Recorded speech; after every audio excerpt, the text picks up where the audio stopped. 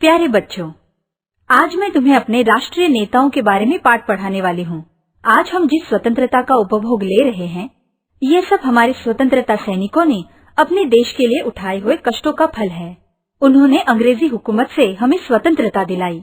हमारे नेताओं ने जो असहनीय शारीरिक कष्ट सहे हैं, उन्हें शब्दों में बयां नहीं किया जा सकता। उनके सत्याग्रह, उनका त्याग और उन्होंने उठाए हुए कष्टों का फल हमारी स्वतंत्रता है। चलो आज हम उनके बचपन से लेकर उनके आखिरी सांस तक का इतिहास पढ़ते हैं। महात्मा गांधी जी।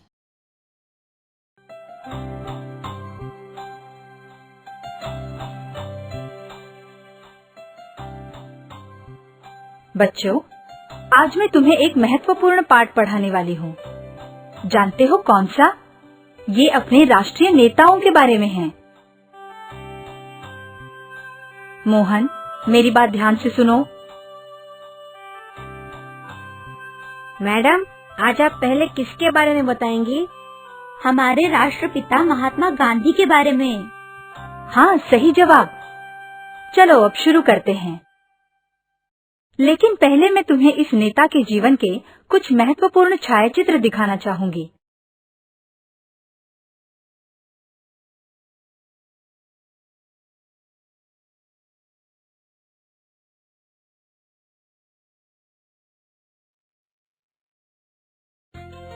उनका पूरा नाम मोहनदास करमचंद गांधी था। वे एक विजयी अहिंसक योद्धा थे। अहिंसा मतलब? इसका मतलब है किसी को चोट पहुंचाए बिना या हिंसा का प्रयोग किए बिना। क्या तुम जानते हो उनका जन्म कहाँ हुआ? हाँ, पोरबंदर में। बिल्कुल सही। उनका जन्म 2 अक्टूबर 1869 में हुआ। अपनी स्कूल की शिक्षा पूरी करने के बाद वे इंग्लैंड में कानून की शिक्षा हासिल करने के लिए गए। तब वे 18 साल के थे। इसका मतलब वो वकील थे? हाँ, वे एक लोकप्रिय वकील थे। उन्होंने 3 साल भारत में और 20 साल साउथ अफ्रीका में वकालत की। आज मैं उनके जीवन की कुछ महत्वपूर्ण घटनाएं बताऊंगी। जब गांधी जी स्कूल में पढ़ रहे थे, एक दिन शालेय निरीक्षक उनके स्कूल में आए। अब मैं कुछ अंग्रेजी शब्द कहूंगा, तुम सभी को उन्हें लिखना है। लिखते समय मोहन को एक शब्द का स्पेलिंग नहीं आ रहा था। मोहन, अगर तुम नहीं जानते तो तुम्हारे दोस्त से नकल कर लो। लेकिन मोहन ने नकल नहीं की। सभी छात्रों ने स्पेलिंग लिखे, सिवाय मोहन के। मोहन के अध्यापक उनसे गुस्सा हो गए। मोहन को बहुत दुख हुआ। फिर भी वो सोचता रहा कि उसने जो भी किया सही किया। दूसरी घटना में एक बार मोहन ने धूम्रपान शुरू कर दिया और उसके लिए उसने कर्ज लेना और चोरी करना शुरू किया। जैसे ही कर्ज बढ़ता गया, उसे चुकाने के लिए उसने अपने घर से अपने भाई का एक सोने का गहना चुराकर अपना कर्ज चुका दिया। लेकिन वो खुद को अपराधी महसूस कर रहा था। उसी दिन उसने ठान ली कि वो जीवन में कभी चोरी नहीं करेगा। उसने ये सारी घटना एक कागज पर लिखकर अपने पिता को दी। जब उसके पिता ने वो पढ़ा, उन्होंने बिना कहे उस कागज को फाड़ दिया। मोहन को बहुत दुख हुआ। उसकी आंखों में आंसू आ गए। उसी दिन उसने ठान ली कि वो अपने जीवन में सिर्फ सत्य ही कहेगा।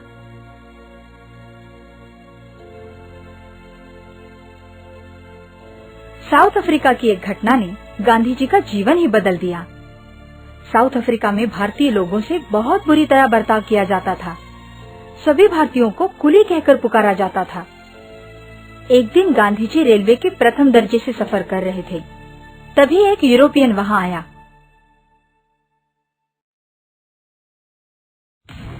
इस खोली को बाहर फेंक दो। एक सैनिक ने उन्हें बाहर फेंक दिया।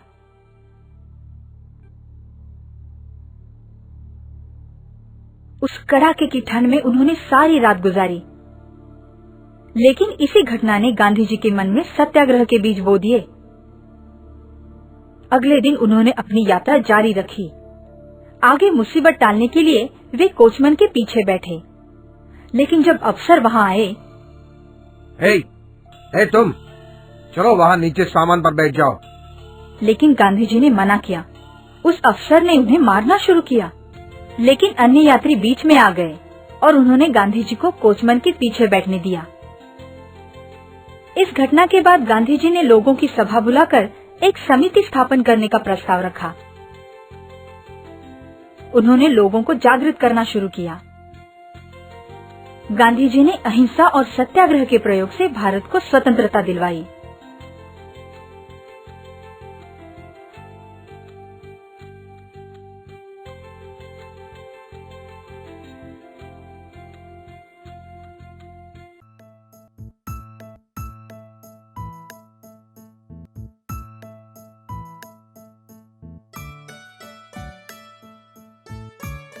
Thomas Alva Edison.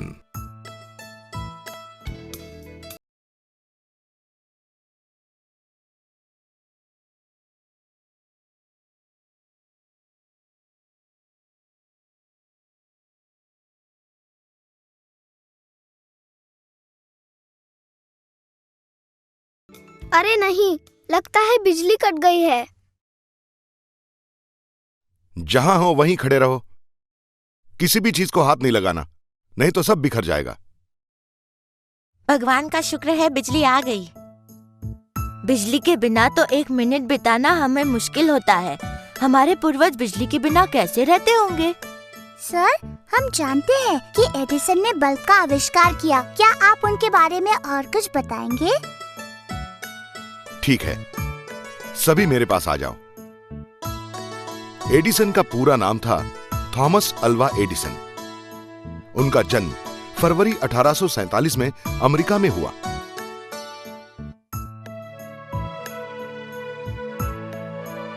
अपनी उम्र के 7 साल तक वो एक आम बच्चे की तरह थे। 9 साल की उम्र में उन्हें विज्ञान की किताबों में रुचि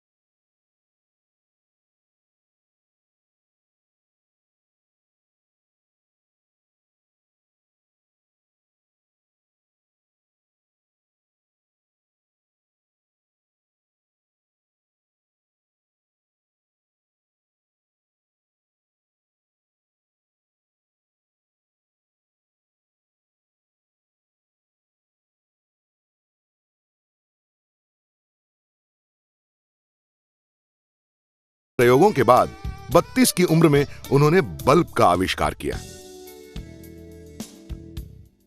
21 अक्टूबर 1879 पहला बल्ब पूरे दिन भर जलता रहा। दूसरा बल्ब 40 घंटों तक जला। पेड़ पर, घर में और कार्यशाला में तारों से टंगे हुए बल्ब जलने लगे और वो जगह रोशनी से चमक उठी। जगह जगह से लोग देखने के लिए आते थे और आश्चर्यचकित हो जाते थे। एडिसन ने कई तरह की किताबों की पढ़ाई की। अपने प्रयोगों से संबंधित हर जानकारी वे लिख कर रखते थे। अपनी आयु के 30 साल से लेकर एडिसन ने करीब 3000 नोटपैड भर दिए थे। बल्ब के अलावा एडिसन ने कई अन्य आविष्कार किए और उसका पेटेंट भी लिया। एडिसन ऐसे पहले संशोधक हैं जिनके नाम पर 1093 पेटेंट रजिस्टर हैं। एडिसन के एक आविष्कार से पहला ब्लैक मारिया नामक चलचित्र प्रसारित हुआ। बैटरी एडिसन के अनेक आविष्कारों में से एक महत्वपूर्ण आविष्कार है। 18 अक्टूबर 1931 महान संशोधक थॉमस अल्वा एडिसन का अंत हुआ। जीवन भर सकारात्मक दृष्टिकोण से उन्होंने कठोर मेहनत की, कोई काम करना चाहिए या नहीं, ये सवाल उन्हें कभी पड़ता ही नहीं था। वो सिर्फ सोचते थे उसे कैसे किया जाए। रघु, तुम क्या सोच रहे हो? क्या तुम जानते हो एडिसन हमेशा क्या कहा करते थे? प्रतिभा 1% होती है और 99% पसीना। इस महान संशोधक की मृत्यु सूचित करने के लिए उनके सम्मान में सारे अमेरिका की बत्तियां 2 मिनट के लिए बुझा दी गई थीं। जवाहरलाल नेहरू।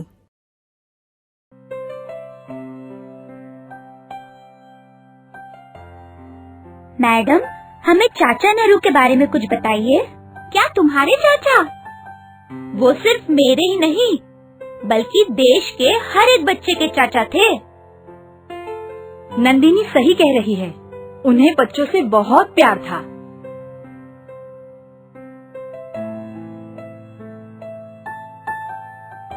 मैडम, उनका जन्म 14 नवंबर 1890 में हुआ था ना? अरे हाँ, ये दिन तो हम बाल दिन मनाते हैं, हमें तो छुट्टी भी मिलती है। हम उनका जन्मदिन बाल दिन कह के मनाते हैं। मैं तुम्हें उनके कुछ छायाचित्र दिखाती हूँ।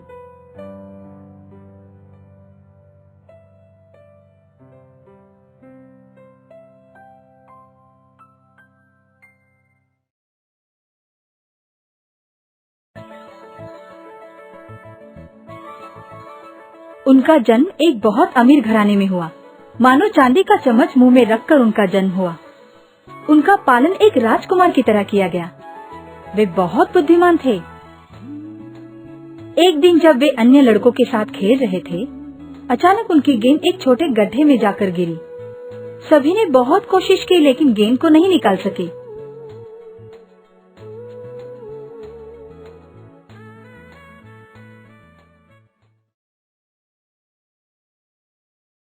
जवाहर घर जाकर पानी लेकर आए और उस गड्ढे को पानी से भर दिया। धीरे से वो गेंद ऊपर आ गई और तैरने लगी। सभी खुशी से झूम उठे।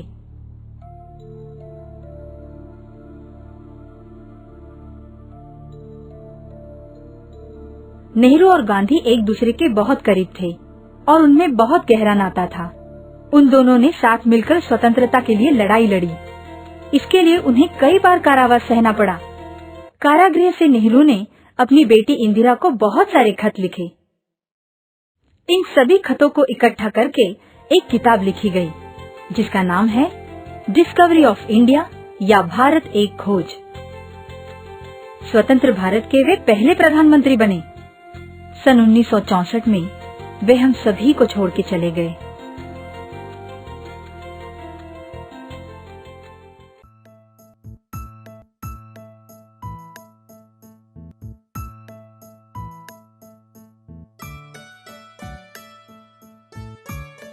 Sir Isaac Newton. अरे वो टेस्ट ट्यूब गिरने वाली है। हाँ, ये गुरुत्वाकर्षण शक्ति का परिणाम है। गुरुत्वाकर्षण न्यूटन के महान आविष्कारों में से एक है। न्यूटन कौन था? हे भगवान, ठीक है, अब मेरी बात सुनो। ठीक है सर। न्यूटन का जन्म 25 दिसंबर 1642 में हुआ। स्कूल खत्म करने के बाद उन्होंने कैम्ब्रिज यूनिवर्सिटी में प्रवेश लिया।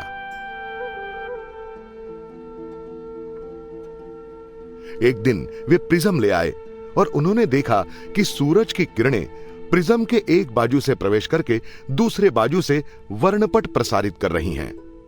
यह न्यूटन का पहला संशोधन था। सन 1665 में प्लेग का तांडव हुआ और यूनिवर्सिटी बंद हो गई। न्यूटन भी अपने घर लौटे।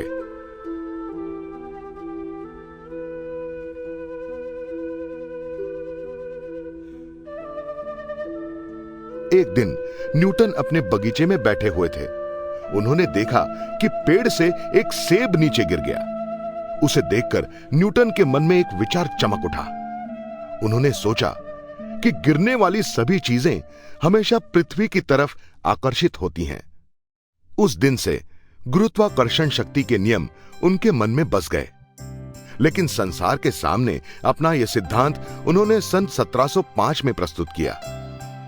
इंग्लैंड की महारानी ने न्यूटन को सर खिताब प्रदान कर सम्मानित किया। उस दिन से Isaac Newton sir Isaac Newton के नाम से पहचाने जाने लगे।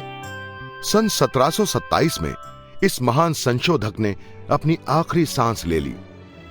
उनका अंतिम संस्कार वेस्टमिंस्टर एबे नामक शाही अंतिम संस्कार की जगह पर किया गया। अबुल कलाम आजाद। मैडम, आजाद जी ने बहुत सारी किताबें लिखी थी ना? तुमने सही कहा, वे एक राष्ट्रीय नेता भी थे। लेकिन मैडम, उनका जन्म तो मक्का में हुआ था और उनकी प्राथमिक शिक्षा भी मक्का में हुई थी। बहुत अच्छे, तुम्हें उनके बारे में बहुत सारी जानकारी है। अब बैठ जाओ। सबसे पहले मैं तुम्हें उनके जीवन के छायाचित्र दिखाती हूँ।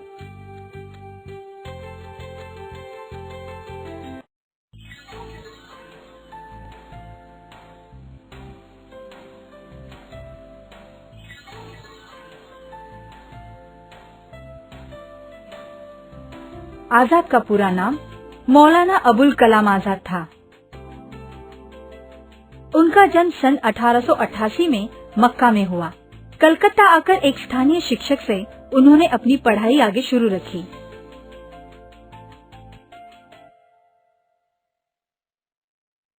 कम उम्र में भी वे अन्य बच्चों जैसे नहीं थे।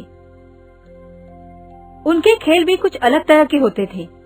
कुछ बक्से एक कतार में रख के वे उसे रेलगाड़ी कहते थे। फिर आगे वाले बक्से पर बैठकर वे जोर जोर से चिल्लाते थे, चलो रास्ता दो, मौलाना को रास्ता दो, दिल्ली से मौलाना को रास्ता दो। फिर बक्सों से उतरकर वे वृद्ध जानकार व्यक्ति की तरह आगे चलने लगते थे। आजाद अत्यंत बुद्धिमान और ज्ञानी थे। एक दिन जब वे पढ़ाई कर रहे थे, एक चोर ने उनका घर फोड़कर 7,000 रुपए चुरा लिए। अगले दिन जब ये घटना सामने आई, तब आजाद ने कहा,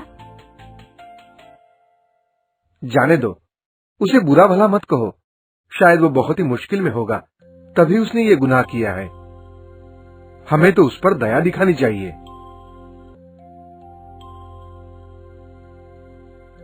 उन्होंने गांधी जी के साथ मिलकर स्वतंत्रता संग्राम में हिस्सा लिया। हिंदू मुस्लिम बंटवारा उन्हें बिल्कुल पसंद नहीं था। वे चाहते थे कि दोनों साथ मिलकर एक भारतीय शक्ति बने। वे एक स्वतंत्रता सेनानी ही नहीं, बल्कि एक विद्वान लेखक भी थे। उन्होंने करीब 22 किताबें लिखी। 22 फरवरी 1958 मौलाना अबुल कलाम आजाद ने अंतिम सांस ली। हमारे देश के लिए ये एक बहुत बड़ा हादसा था।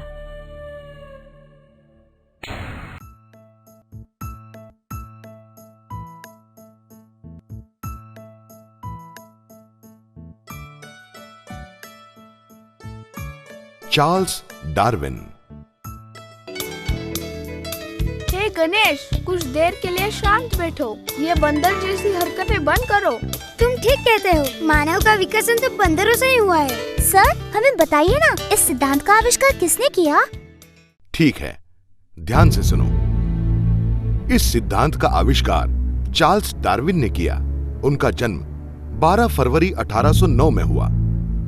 एक अमीर घर में जन्मे डार्विन को आम शिक्षा में रुचि नहीं थी। अपनी स्कूल की शिक्षा खत्म करके उन्होंने कैम्ब्रिज यूनिवर्सिटी में प्रवेश लिया।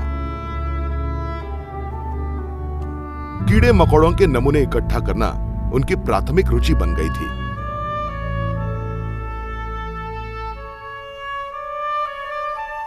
उनके अध्यापक ने उन्हें जल यात्रा के लिए प्रोत्साहित किया।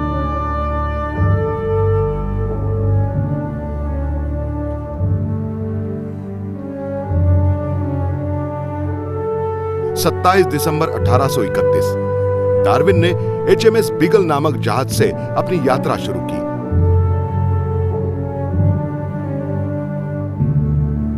साउथ अमेरिका के गैलापागोस पहुंचकर उन्होंने कई असाधारण कीड़े और पक्षियों के नमूने इकट्ठा किए। 5 साल की लंबी यात्रा के बाद वो अपने देश वापस लौटे। अपने बगीचे में उन्होंने अपने प्रयोग करने शुरू किए। इन प्रयोगों के निष्कर्ष से सन 1859 में उन्होंने एक किताब प्रकाशित किया, जिसका नाम था on the origin of species by means of natural selection.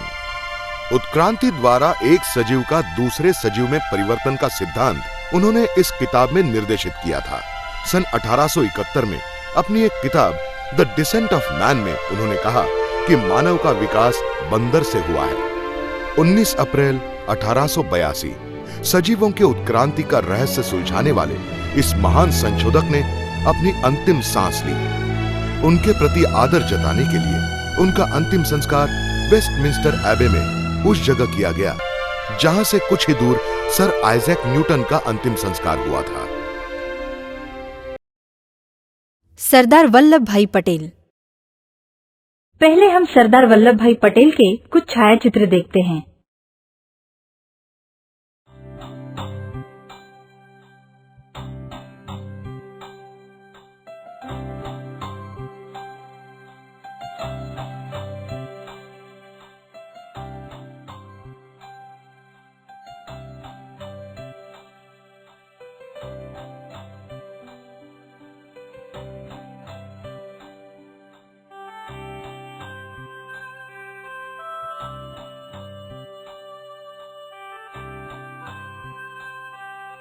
बच्चों, तुम सभी को सरदार वल्लभ भाई पटेल के जीवन के बारे में जानकारी लेनी चाहिए। उन्हें भारत का पोलादी पुरुष कहा गया है। जानना चाहोगे क्यों? क्योंकि उन्होंने अपने तत्वों के साथ कभी समझौता नहीं किया।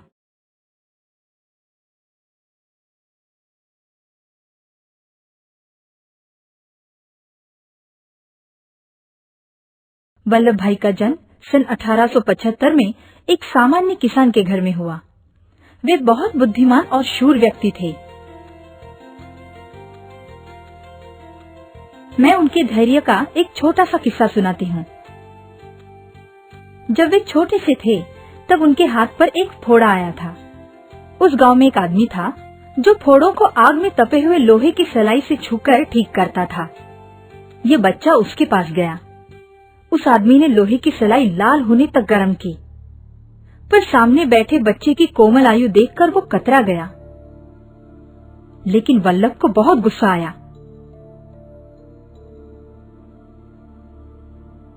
अब तुम किसकी राह देख रहे हो? वो सलाई तो ठंडी हो जाएगी। चलो जल्दी करो, उसे फोड़े पे लगाओ। अब तो वो आदमी और भी घबराया। फिर उस बच्चे ने खुद ही लोहे की सलाई उठाई और उस फोड़े को जला दिया। अन्य लोग जो ये सब देख रहे थे उन्हें भी धक्का लगा और वो जोरों से चिल्लाए, अरे बाप रे, ये क्या? लेकिन वल्लभ भाई के चेहरे पर दर्द का नामो निशान भी नहीं था। अपनी प्राथमिक शिक्षा पूरी करने के बाद वल्लभ भाई बैरिस्टर बनना चाहते थे। उनके पिता बहुत गरीब थे और इंग्लैंड जाकर कानून की पढ़ाई करने के लिए उनके पास पैसे नहीं थे। लेकिन वल्लभ भाई स्वयं अध्ययन और स्वयं विकास में विश्वास रखने वाले व्यक्ति थे। बहुत कष्टदायक काम करके उन्होंने खुद पैसे जमा किए और कानून की शिक्षा हासिल करने के लिए इंग्लैंड गए।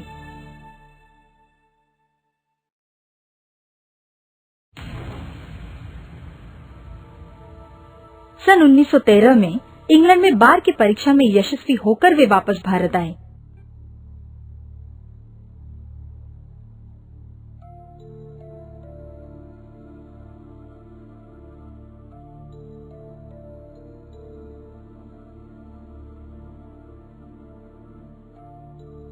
अहमदाबाद में उन्होंने वकालत शुरू की। एक यशस्वी और सबसे बेहतर वकील बनके उन्होंने बहुत नाम कमाया। सन 1917 में वल्लभ भाई को गांधी जी से मिलने का मौका मिला, जब उन्होंने ब्रिटिश सरकार को कर भरने के खिलाफ सत्याग्रह पुकारा था। वल्लभ भाई ने उस सत्याग्रह में हिस्सा लिया और वो सत्याग्रह बहुत यशस्वी रहा। इसी प्रकार वल्लभ भाई ने अनेक सत्याग्रह आयोजित किए और उन्हें यशस्वी भी किया।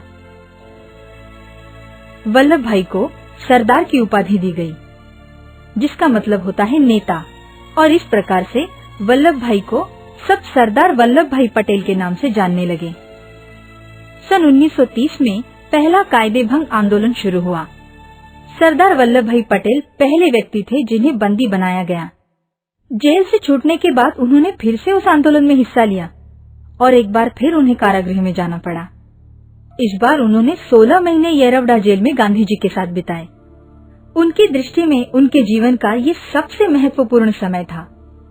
सन 1942 में भारत छोड़ो आंदोलन के लिए उन्हें फिर से कारागृह जाना पड़ा।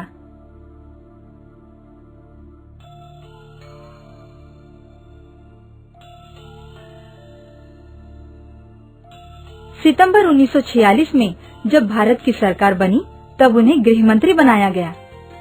आगे चलकर जब भारत को स्वतंत्रता प्राप्त हुई तब वे उप प्रधानमंत्री बन गए। सरदार वल्लभ भाई पटेल के कार्य की अंग्रेजी अखबारों ने बहुत प्रशंसा की है। इस महापुरुष की मृत्यु एक छोटी सी बीमारी से सन 1950 में हुई। उनकी दूरदृष्टि और कार्यकुशलता के आधार पर भारत जल्द ही एक संघ हुआ। इस प्रकार एक सामान्य मध्यम वर्गीय घर में जन्म लेकर भी वे भारत के एक महान नेता बने।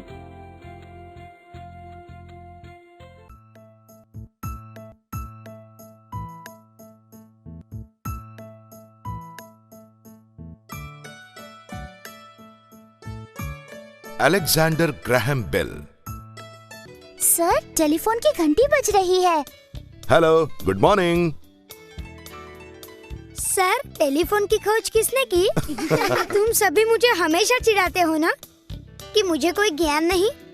मैं जानती हूँ, उनका नाम अलेक्जेंडर ग्राहम बेल है। शायद मैं बेल के बारे में कुछ सुन रहा हूँ। सर, हम अलेक्जेंडर ग्राहम बेल की बात कर रहे हैं।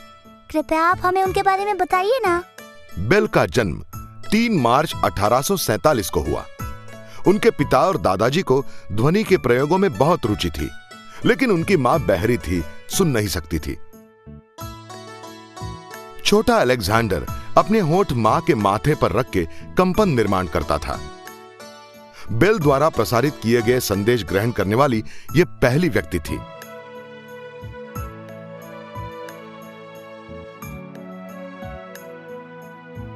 चौदह साल की उम्र में ही उन्होंने अपनी शिक्षा खत्म की। एक दिन अचानक पियानो बजाते हुए उन्होंने सुना कि बगल के कमरे में से उसी तरह की आवाजें आ रही हैं। अलेक्जेंडर को यह देखकर बहुत आश्चर्य हुआ कि उनके पियानो पर किए गए आवाज की प्रतिध्वनि दूसरे कमरे के पियानो से आ रही थी। ध्वनि के वो कंपन हवा द्वारा प्रसारित हो रहे थे। उसी वक्त टेलीफोन के आविष्कार ने जन्म लिया। अपने मित्र थॉमस वैटसन की मदद से अलेक्जेंडर ने अनेक प्रयोग किए। सन 1875 अलेक्जेंडर ने एक ऐसे यंत्र की खोज पर काम करना शुरू किया जो मनुष्य की आवाज प्रसारित कर सकती थी। इस यंत्र का निर्माण करके उन्होंने सन 1876 में उसका पेटेंट लिया। अपना आविष्कार लोगों के सामने प्रस्तुत करने के लिए उन्होंने 25 जून 1876 में फिलाडेल्फिया में एक प्रदर्शनी में हिस्सा लिया। प्रदर्शनी के एक कोने में उन्होंने अपना यंत्र रखा था। वहां इकट्ठा हुए लोगों से उन्होंने कहा कि आज से लोग तारों के जरिए बातें कर सकते हैं। यह सुनकर सभी लोग हंसने लगे। अलेक्जेंडर ने अपने मित्र वैटसन को बुलाया। अलेक्जेंडर ने यंत्र से बातें की। अलेक्जेंडर की आवाज दूसरी ओर सुनकर लोग आश्चर्य से मुग्ध होते थे। इस प्रकार टेलीफोन का जन्म हुआ।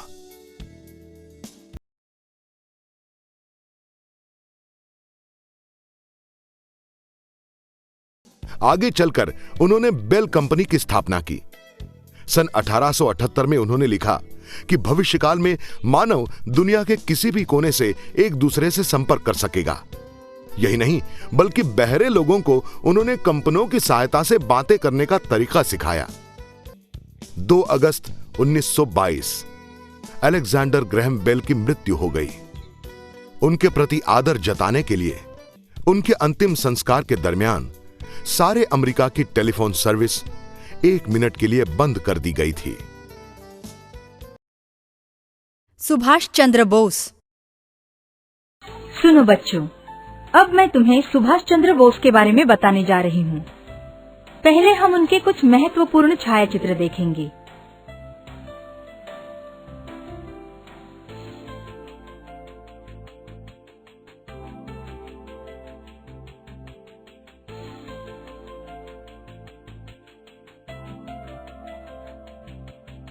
सुरेश, यहाँ ध्यान दो। सुभाष चंद्र बोस का जन्म 23 जनवरी 1897 में कटक में हुआ। उनकी माता का नाम प्रभावती था। उनके पिता जानकीनाथ बोस एक बहुत जाने माने वकील थे। 5 साल की उम्र में सुभाष को कटक के प्रोटेस्टेंट यूरोपियन स्कूल में दाखिल किया गया। जल्द ही वो अपने अध्यापकों के चहीते लड़के बन गए। 12 साल की उम्र में उन्हें रेवेनशॉ कॉलेजिएट स्कूल में दाखिल किया गया। उनके हेडमास्टर बेनी माधवदास एक देशभक्त व्यक्ति थे। उन्होंने अपने विद्यार्थियों के मन में देशभक्ति के बीज बोए। मैट्रिक की परीक्षा में यूनिवर्सिटी में सुभाष दूसरे नंबर पर आए। फिर वो कलकत्ता के प्रेसिडेंसी कॉलेज में दाखिल हुए। कॉलेज में अंग्रेज अध्यापकों का भारतीय विद्यार्थियों के साथ बर्ताव अच्छा नहीं था। सुभाष ये नहीं सह सके। सुभाष ने आगे बढ़कर हड़ताल की घोषणा की, जो 3 दिन तक चली। आखिर अंग्रेज अध्यापकों ने माफी मांगी और हड़ताल खत्म हुई। लेकिन सुभाष को कॉलेज से निकाला गया। वो फिर से कटक आए और उन्होंने नर्सिंग ब्रदरहुड नामक एक संस्था की स्थापना की, जो अनाथ रुग्णों की देखभाल करती थी। जल्द ही सुभाष बहुत ही लोकप्रिय हो गए।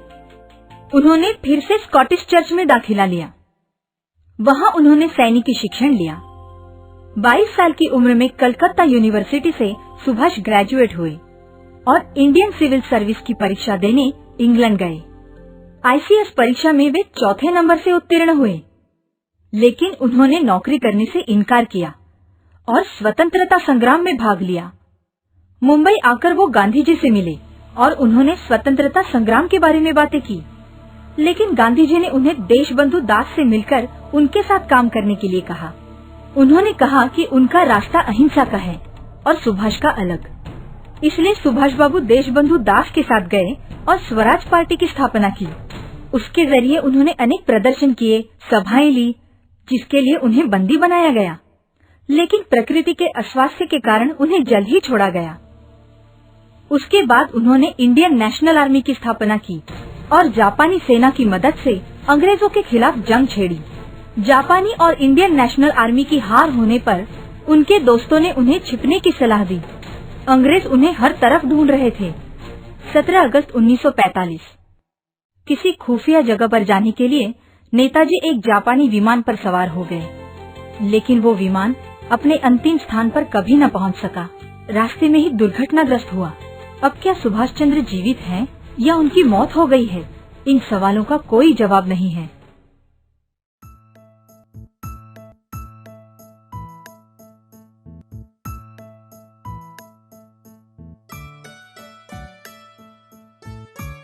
James VAT. मोहम्मद, क्या कर रहे हो? तुम्हारा ध्यान कहाँ है? देखो वो भाप बाहर निकल रही है। ढक्कन ठीक तरह से बंद करो। सर, पहला रेल इंजन भाप से ही चला था ना? अरे वाह, मुझे खुशी है कि तुम्हें इतनी सारी बातें पता हैं। देखिए ना सर, ये लोग हर वक्त मुझे चिढ़ाते हैं। शांत हो जाओ सभी। सुनो, बाष्प इंजन का आविष्कार जेम्स वैट ने किया। उनका जन्म जनवरी 1736 में हुआ।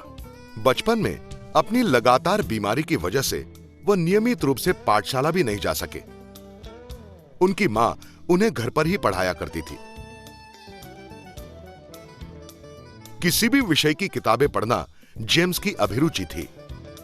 किताबें पढ़ने के बाद वो खिलौनों से खेलते थे और उन खिलौनों को तोड़कर एक नया खिलौना बनाते थे।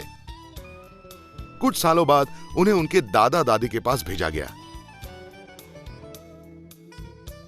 एक दिन जब वो खेल रहे थे, उन्होंने एक केटली देखी।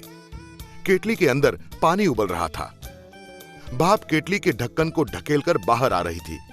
ये देखकर जेम्स उसकी तरफ बहुत आकर्षित हुए। उन्होंने ढक्कन को हटाकर फिर से लगाया और केटली की चोंच पर एक चांदी का चम्मच रख दिया। भाप की ताकत के प्रति जेम्स के आकर्षण की तो यह सिर्फ शुरुआत थी। सन 1753 जेम्स को भयंकर मानसिक आघात का सामना करना पड़ा, जब उनकी मां का बीमारी की वजह से अचानक देहांत हुआ।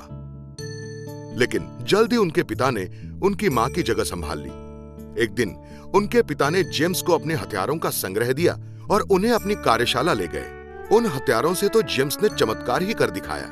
किसी भी चीज को जोड़ने में वो माहिर हो गए। एक सहाध्यायी ने इंजन दुरुस्त करने में उनकी मदद मांगी।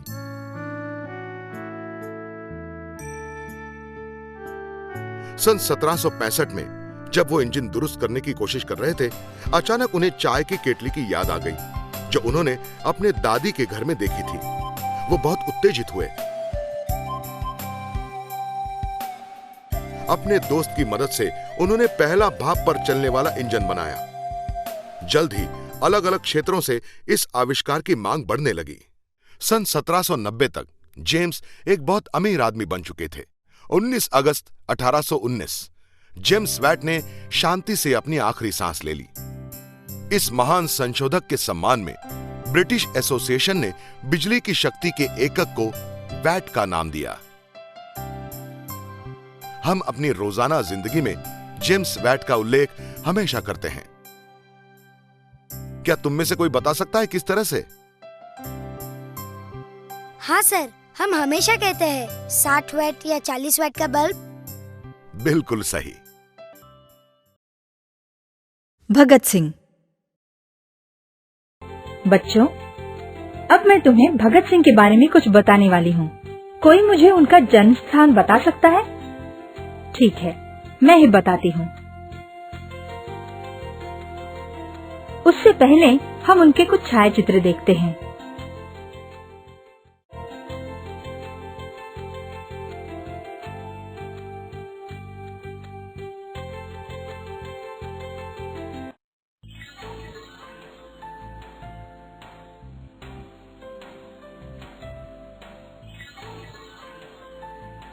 भगत सिंह का जन्म एक देश प्रेमी सिख के घर में हुआ। उनका जन्म पंजाब के एक छोटे से गांव में सन 1907 में हुआ। 19वीं सदी की शुरुआत में स्वतंत्रता सैनिक अंग्रेज सरकार के खिलाफ कलम से लड़ते थे और सामान्य लोगों में देशभक्ति की भावना जागृत करने के लिए बड़े बड़े भाषण देते थे। लेकिन पंजाब के भगत सिंह बिल्कुल अलग थे। भगत सिंह एक क्रांतिकारी नेता थे जो अपने क्रांतिकारी भाषणों से और बंदूक से अंग्रेज सरकार के खिलाफ लड़ते थे। अपनी उम्र के 3 साल से ही भगत सिंह में नेतृत्व और देश भावना दिखाई देने लगी थी। एक दिन ये 3 साल का बच्चा अपने पिता के साथ बाहर घूमने निकला। उनके साथ एक और बूढ़े व्यक्ति भी थे। उसके पिता और वो व्यक्ति बातें करते हुए अपने गांव से बाहर निकल पड़े। अचानक उनके पिता को भगत सिंह के पैरों की आवाज सुनाई नहीं दी, इसलिए वो वापस उसे ढूंढने के लिए गए। उन्होंने देखा कि एक जगह जमीन पर बैठकर भगत कुछ कर रहा था। उत्सुकतावश उसके पिता ने पूछा, क्या कर रहे हो भगत? जानते हो छोटे भगत ने उस पर क्या जवाब दिया? पिताजी, मैं सारे खेत में बंदूकें पैदा करूंगा। उन्हें लगता था कि खेतों में भी बंदूकें पैदा की जा सकती है। ये बात सुनकर उन दोनों को तो धक्का लगा। जलियांवाला बाग हत्याकांड भगत सिंह के काल में ही हुआ। 14 साल की उम्र में वो उस जगह गए, वहाँ की मिट्टी इकट्ठा की और एक स्मृति चिन्ह के रूप में उन्होंने जीवन भर उसे श्रद्धा से फूल अर्पण किए और उसकी पूजा की। उन्होंने अनेक क्रांतियों में हिस्सा लिया। बहुत सारे लोग बंदी बनाए गए और उनको उम्र कैद हुई। कुछ लोगों को मौत की सजा भी सुनाई गई। सन 1929 में भगत सिंह ने, जो भूमिगत थे, सेंट्रल असेंबली पर बम फेंकने का फैसला किया। बम फटने पर भी किसी को कोई चोट नहीं पहुंची, क्योंकि वो योजना किसी को चोट पहुंचाने के लिए नहीं बनाई गई थी। भगत सिंह वो बम फेंककर आसानी से भाग सकते थे, लेकिन उन्होंने अपने आप को जानबूझकर कैद करवा लिया, क्योंकि वो अदालत के सामने क्रांति का प्रचार करना चाहते थे। हर दिन जब भी वो अदालत में आते, ऊंची आवाज में इनकलाब जिंदाबाद, राज सत्ता मुर्दाबाद जैसे नारे लगाते थे। एक दिन भगत सिंह ने अपने दोस्तों के साथ मिलकर एक ब्रिटिश अफसर स्कॉट को मारने की योजना बनाई, लेकिन गलती से एक जूनियर अफसर सैंडर्स मारा गया और कैद से बचने के लिए उन्हें लाहौर भाग जाना पड़ा। लेकिन जब उनके दोस्त पकड़े गए तो उन्हें छुड़ाने के लिए वो वापस आ गए। भगत सिंह को सैंडर्स की हत्या करने वाला मुजरिम कह के पहचाना गया और भगत सिंह कैदी बन गए। उन्होंने अपने कृत्य से मुंह नहीं मोड़ा, इसलिए उन्हें मृत्यु दंड दिया गया। भगत सिंह एक बहादुर और हिम्मत वाले व्यक्ति थे और उन्हें फांसी की सजा मंजूर नहीं थी। वो एक सैनिक की मौत मरना चाहते थे। जानते हो कि सैनिक की मौत क्या होती है? नहीं, इसका मतलब होता है कि उस व्यक्ति को बंदूक की गोली से मार देना।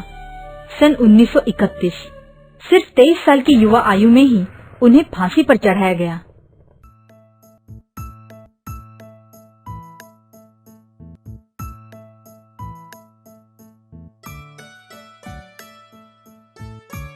राइट बंधु।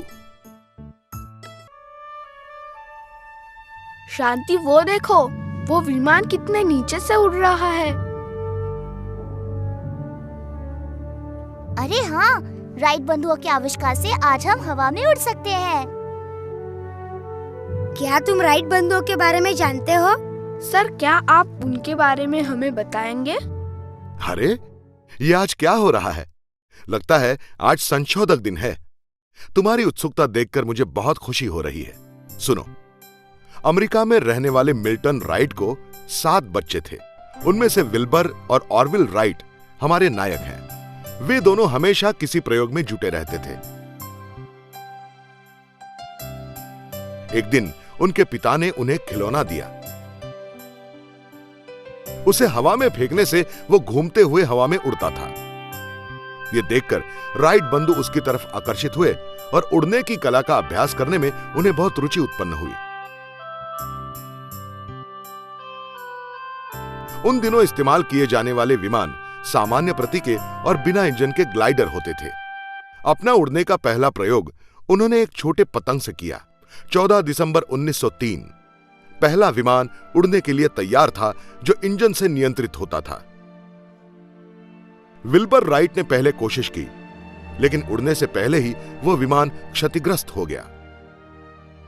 दोनों ने उस विमान को फिर से जोड़ा और 3 दिनों बाद वो विमान फिर से उड़ने के लिए तैयार हो गया। अब बारी थी ऑरविल की। उसने प्रार्थना करके विमान का इंजन शुरू किया। छोटा सा धक्का देकर विमान हवा में उड़ने लगा। उत्तेजित होकर ऑरविल तो चिल्लाने लगा। 5 अन्य नागरिक भी इस प्रयोग को देख रहे थे। उन्होंने जाकर सारे लोगों को यह बात बताई।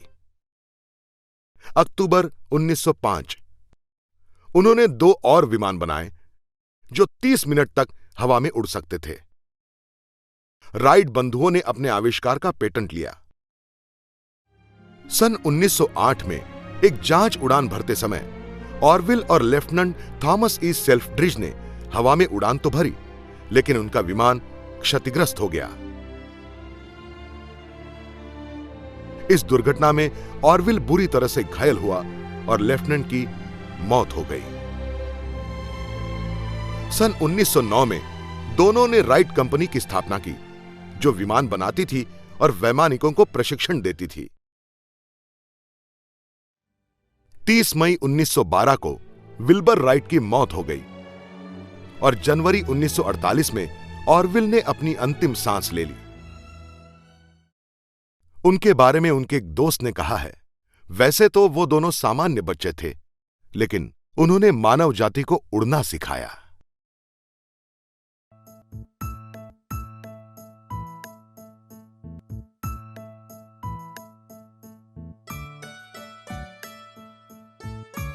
Alfred Nobel. सर, मुझे एक कल्पना सूझी है।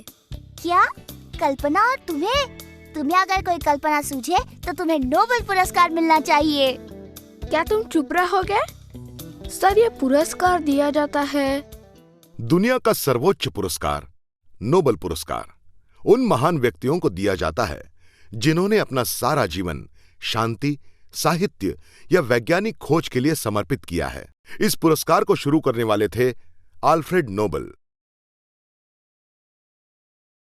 उनका जन्म 21 अक्टूबर 1833 में हुआ। उनके पिता का काम विस्फोटक पदार्थों से जुड़ा हुआ था। जल्द ही अल्फ्रेड को भी विस्फोटक पदार्थों में बहुत रुचि उत्पन्न हुई। अल्फ्रेड की पूरी शिक्षा घर पर हुई थी। अपनी उम्र के 17 साल तक उन्होंने स्वीडिश, रशियन, फ्रेंच, इंग्लिश और जर्मन भाषा का ज्ञान बहुत अच्छी तरह से हासिल किया। जब वे 19 साल के थे तब उन्हें नाइट्रोग्लिसरीन में बहुत रुचि पैदा हुई और ये आकर्षण बढ़ता ही गया। नाइट्रोग्लिसरीन एक बहुत ही भयानक विस्फोटक है जिसका कोई भरोसा नहीं दिया जा सकता। अल्फ्रेड, उसके पिता और भाई साथ मिलकर नियंत्रित रूप से विस्फोट करने की खोज में लगे हुए थे। उन्होंने अनेक प्रयोग किए, लेकिन हर प्रयोग का अंत दुर्घटना से ही हुआ। अल्फ्रेड का भाई ऐसे ही एक प्रयोग में मारा गया। सरकार ने उनके प्रयोगों पर रोक लगा दी और अल्फ्रेड को अपनी प्रयोगशाला शहर के बाहर स्थापित करनी पड़ी। पर उन्होंने अपने प्रयोग जारी रखे और एक दिन उन्हें सफलता मिल ही गई। उन्होंने खोजा कि अगर नाइट्रोग्लिसरीन में सिलिका मिलाई जाए तो नाइट्रोग्लिसरीन की पेस्ट बन जाती है, जिसे छड़ी का रूप दिया जा सकता है। अपने इस आविष्कार का पेटेंट अल्फ्रेड ने डायनामाइट के नाम से रजिस्टर किया। डायनामाइट का नियंत्रित रूप से विस्फोट करने के लिए अल्फ्रेड ने फ्यूज लगाई हुई ब्लास्टिंग कैप की खोज की। अब अल्फ्रेड के कारखाने 20 से भी अधिक देशों में थे और अल्फ्रेड यूरोप के सबसे अमीर व्यक्ति बन चुके थे। डायनामाइट के अलावा अल्फ्रेड ने कई अन्य आविष्कार किए। करीब 355 आविष्कारों के पेटेंट अल्फ्रेड के नाम पर हैं। अपनी आयु के 63वें साल में अल्फ्रेड इस दुनिया से चल बसे। उन्होंने अपनी संपत्ति के कुछ हिस्से से एक फाउंडेशन स्थापित किया, जिससे हर साल उन लोगों को पुरस्कार दिए जाते हैं जिन्होंने विज्ञान, शांति और साहित्य के क्षेत्र में उल्लेखनीय आविष्कार किए हों। इस फाउंडेशन का नाम नोबल फाउंडेशन रखा गया। बच्चों, मुझे आशा है कि आज जो भी मैंने तुम्हें बताया है वो तुम सभी को बहुत रोचक और उत्तेजित करने वाला लगा हो। जी सर, ये सब बातें सुनकर अब हमें ऐसा लग रहा है कि हम भी किसी क्षेत्र में महत्वपूर्ण आविष्कार करें। बहुत खुशी हुई ये सुनकर। अगर तुम सच्चे दिल से यत्न करो तो कोई भी काम मुश्किल नहीं है। कोशिश, कोशिश और कोशिश। जब तक सफलता ना मिले तब तक कोशिश करो। क्यों मोहम्मद, ठीक है ना? जी हाँ सर।